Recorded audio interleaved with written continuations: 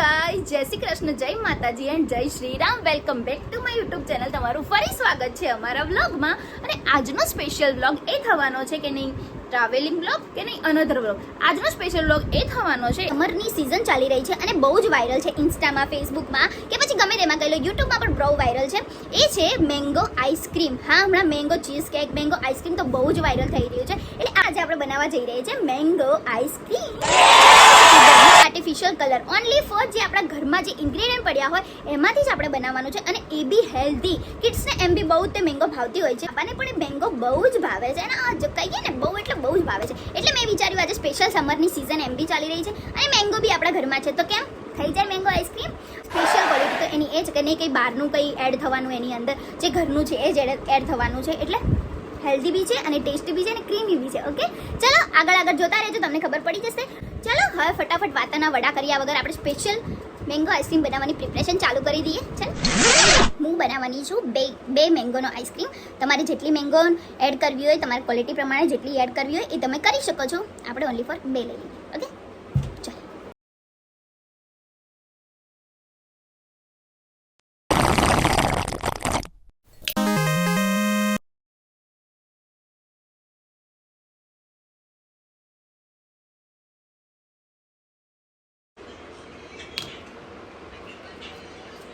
તમારે જેટલા પીસ કરેલા હોય એવા તમે કરી શકો છો.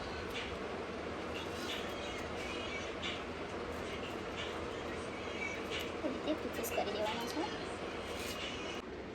આ રીતે મેં મેંગો કટ કરી લીધી છે. તમે લઈ લીધી છે કોકોનટ, અને તમે છાલ ઉતારી બી શકો છો અને ના ઉતારવી બી કોઈ પ્રોબ્લેમ નહીં. એ બી આપણા શરીર માટે બહુ જ હેલ્ધી હોય છે.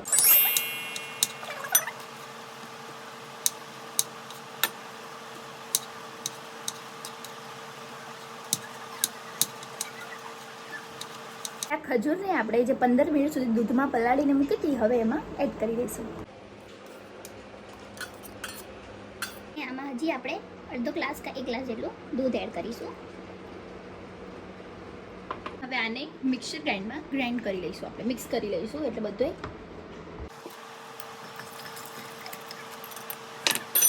આપણું પરફેક્ટ મિક્સર તૈયાર થઈ ગયું છે. હવે આપણે એને બાઉલમાં કાઢી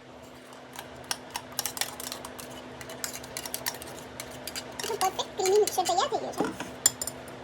હવે હું આની અંદર એડ કરીશ મેંગો પલ્પ, જે મેં એક મેંગો કટ કરીને મિક્સર ગ્રાઇન્ડમાં ગ્રાઇન્ડ કરી દીધું હતું. ચલો હવે આપણે એની પર એડ કરી લઈએ આને.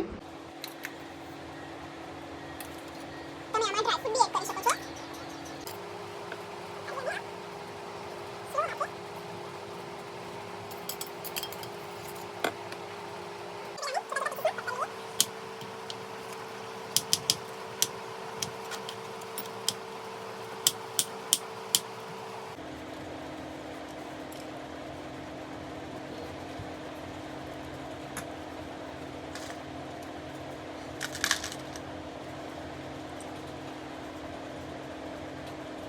હવે આ ફ્રીજમાં આપણે ઓવરનાઇટ રાખી દઈશું.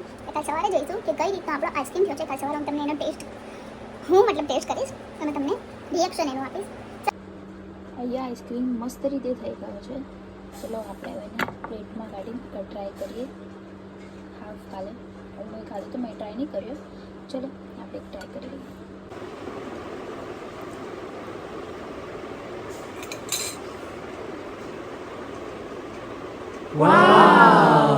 ઓસમ આઈસ્ક્રીમ બન્યો છે. એ બી હેલ્ધી, ફૂલ હેલ્ધી આઈસ્ક્રીમ બન્યો છે. તમારે બી ઘરે ટ્રાય કરવો હોય તો એકવાર જરૂરથી કરજો. બહુ જ મસ્ત આઈસ્ક્રીમ બન્યો છે. સુપર ડુપર આઈસ્ક્રીમ બન્યો છે. તમારે બી એકવાર ઘરે ટ્રાય કરવો હોય તો જરૂરથી કરજો. બહુ જ મસ્ત આઈસ્ક્રીમ બને છે. ચલો હવે મળીએ આગળના બ્લોગમાં. બાય બાય, જય શ્રી રામ.